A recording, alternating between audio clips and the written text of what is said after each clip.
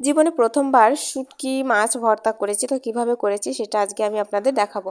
আমি এখানে চিংড়ি শুটকি ভর্তা করেছি। তো এখানে পেঁয়াজ আর কাঁচা ঝাল, এদিকে রসুন ধনে পাতা কুচি করে নিয়েছি। এবার এই যে চিংড়ি মাছটাকে আমি গরম জল দিয়ে বেশ কয়েকবার ধুয়ে নিয়েছি ভালো করে, কারণ এই চিংড়ি মাছ শুটকি মাছে, চিংড়ি বলে নয়, যে কোনো শুটকি মাছে প্রচুর নোংরা থাকে এবং বারবার ধুলে এই ময়লাটা উঠে যায়।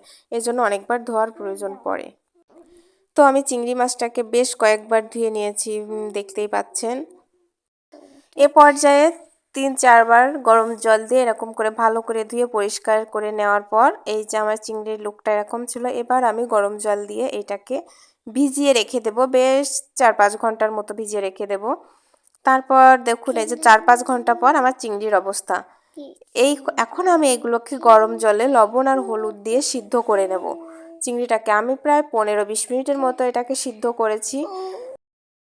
শুটকি মাছ রান্না করা আসলে খুবই ঝামেলার ব্যাপার। তো যাই হোক, আমি চিংড়ি সিদ্ধ করে খোসাটা ছাড়িয়ে নিয়েছি, যেহেতু আমি ভর্তা করব।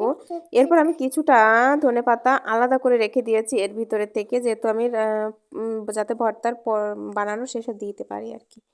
তো কড়াইতে তেল গরম করে তার ভিতরে দিয়ে দিয়েছি চিংড়ি মাছগুলো।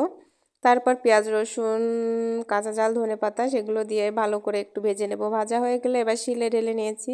এবার এটাকে খুব ভালো করে বেটে নেব। বাটা হয়ে গেলে শেষ পর্যায়ে আমি কিছু কাঁচা জিরের সঙ্গে অ্যাড করে দেব। যে কোনো ভর্তায় কাঁচা জিরে দিলে একটা আলাদা ফ্লেভার আসে। তো এই যে আমার বাটা শেষ হয়ে গিয়েছে। এরপর ওই সেই বাকি ধনেপাতাগুলো দিয়ে দিয়েছি। আসলে ধনেপাতাগুলো অনেক বেশি কুচি কুচি করা হয়ে, বড় করে কুচি করা হয়ে গিয়েছে আর কি। তো এরপর এর মধ্যে একটু কাঁচা সর্ষের তেল আর লবণ দিয়ে ভালো করে মাখিয়ে নিয়েছি। এখন দেখুন গরম ভাতের সঙ্গে খেতে কিন্তু খারাপ লাগেনি, ভালোই লেগেছে।